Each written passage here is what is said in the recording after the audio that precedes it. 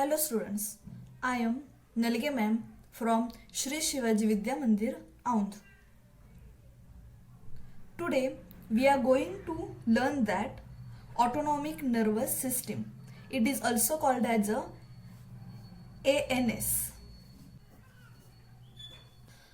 Before starting the autonomic nervous system, first we will see what we have learned.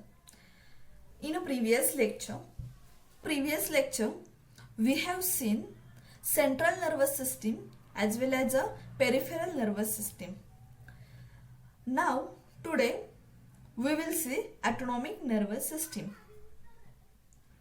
As a central nervous system and as a peripheral nervous system, autonomic nervous system also has some functions, and like every system, in this system also have particular organs, and that organs are connected to the nerves, and because of these nerves body activity occurs.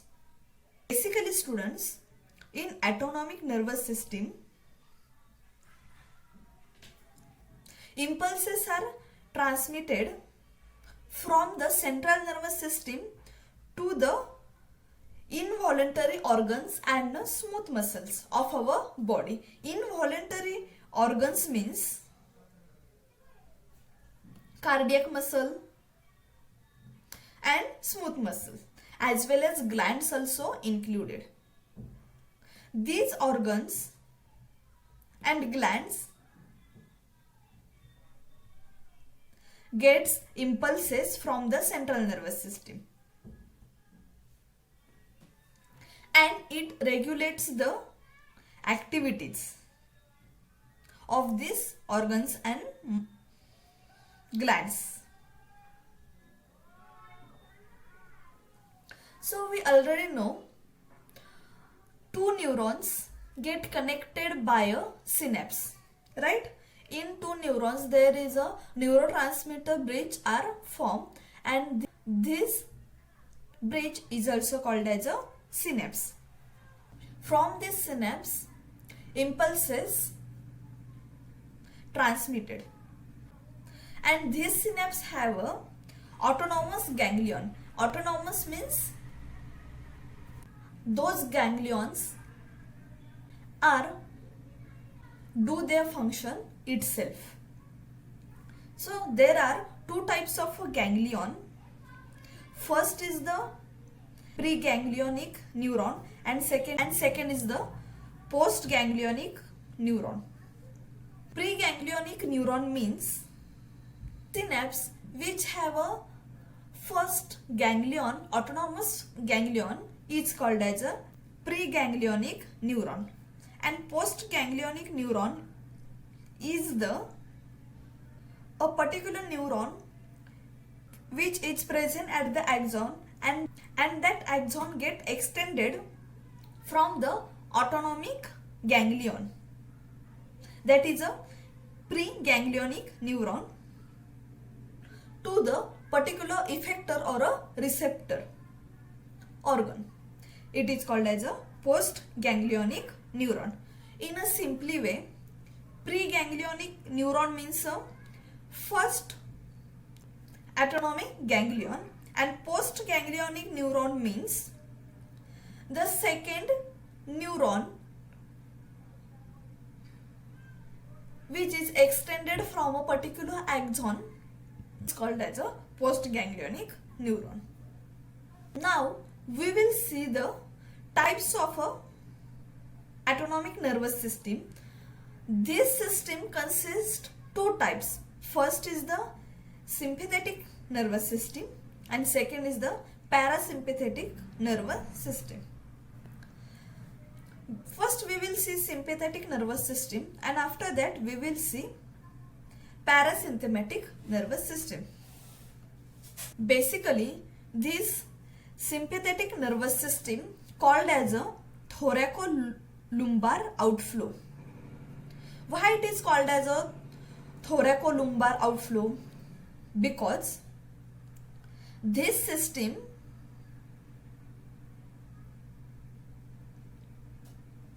connected from thoracic and lumbar region of a spinal cord. In a previous lecture, just we have seen thoracic spinal nerves and the lumbar spinal nerves, which are present in the vertebral column of a spinal cord. And these thoracic nerves and lumbar spinal nerves both togetherly form 22 pairs, the sympathetic ganglion. Now we have seen what is a preganglionic neurons and a postganglionic neurons. There is a basic difference in preganglionic neurons and postganglionic neurons or nerves is that preganglionic nerve fibers are short and postganglionic nerve fibers are very long. In sympathetic nervous system, adrenaline and non-adrenaline get produced at the last end, that is a terminal end of postganglionic nerve fibers at the effector organ, so it is called as a adrenergic fibers. As I told you, postganglionic nerves are long, so at the end of these nerves, adrenaline and non-adrenaline get produced, so it is called as a adrenergic fibers.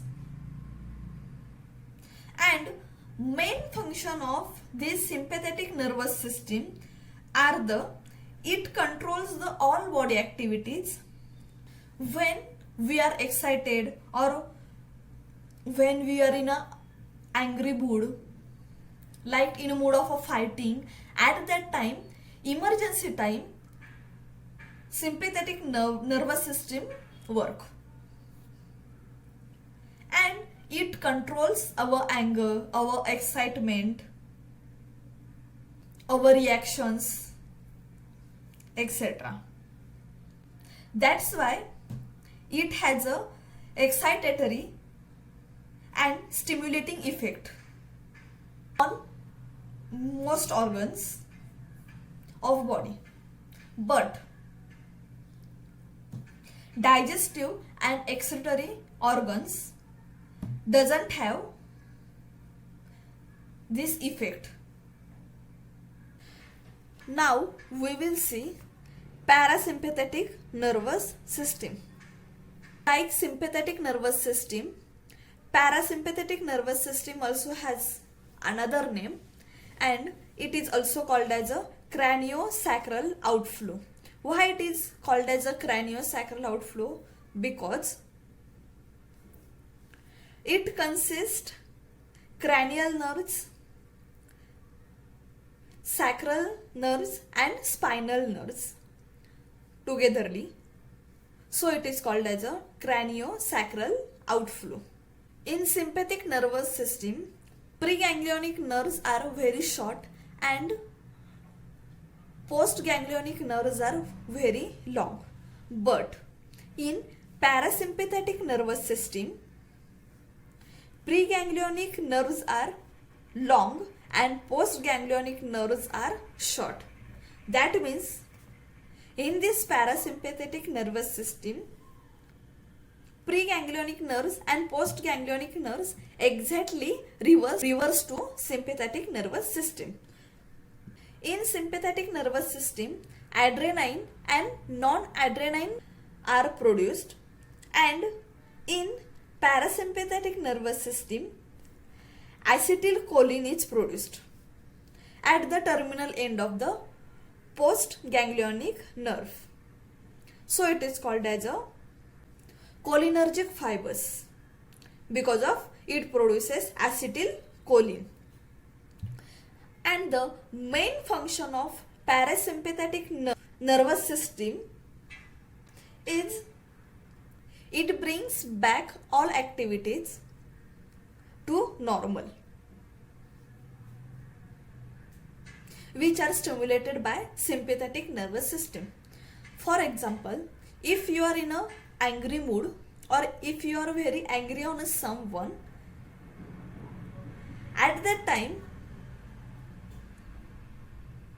sympathetic nervous system is functioning, and when your anger get cool and feel like normal, or you become a very cool and normal person, at that time parasympathetic nervous system functioning. That means sympathetic nervous system, you get very excited or you feel like sad, and after that we know after some time we get back to normal situation or a normal our schedule. At that time parasympathetic nervous system works. That's why parasympathetic nervous system called as a housekeeping system. That means you will get to know parasympathetic nervous system is totally opposite to the sympathetic nervous system. In sympathetic nervous system, we have seen digestive and excretory activities didn't control by the sympathetic nervous system. That means digestion and excretory activities controlled by parasympathetic nervous system. You can see here is a one chart which shows the difference between sympathetic and parasympathetic nervous system. We will see this. First organ or a region, it is the heartbeat. In sympathetic effect, it increases, and in parasympathetic effect, it decreases. What is meant by this? When we are doing any exercise or running or jumping, at that time our heartbeat get increases. That means it shows sympathetic effect, and after some time this heartbeat automatically get back our normal heartbeats. At that time this parasympathetic effect occurs. Second is the blood vessels. Sympathetic effect is a constrict and parasympathetic effect is the dilates. Constrict means become short, and dilates means it become large or a long. Arterial BP, that means a blood pressure, increases in a sympathetic effect and decreases parasympathetic effect. Here decreases means not came down, that means it goes back to our normal pressure, that is a blood pressure. When our blood pressure increases, at that time sympathetic effect shows their activity, and when it come back to our normal range, at that time parasympathetic effect there shows their activity. Next is the gastrointestinal movements, that means the movements in a stomach and intestine. In sympathetic effect, it retards peristalsis. In a parasympathetic effect, accelerates peristalsis. First of all, peristalsis means movements in our stomach and intestine occurs, and retards mean decreases and accelerates means increases. That means in sympathetic effect, these movements get decreases, that means get slow, and when it come back to in normal range, at that time it will accelerate, that means it will work or it moves like in a normal stage. Last is the urinary bladder. In a sympathetic effect, it relaxes the bladder, and in parasympathetic effect it contracts the bladder. Students, basically this chart shows us the difference between sympathetic and parasympathetic nervous system. When our body get overexcited or get over angry in mood, or when we are very happy, at that time we shows all involuntary activities, and at that time there is also another system to control all this activity, and you must to come back our normal activities. At that time parasympathetic nervous system works. Suppose we are starting eating food. At that time when we are very hungry, at that time we eat, and when our stomach get full or our starving capacity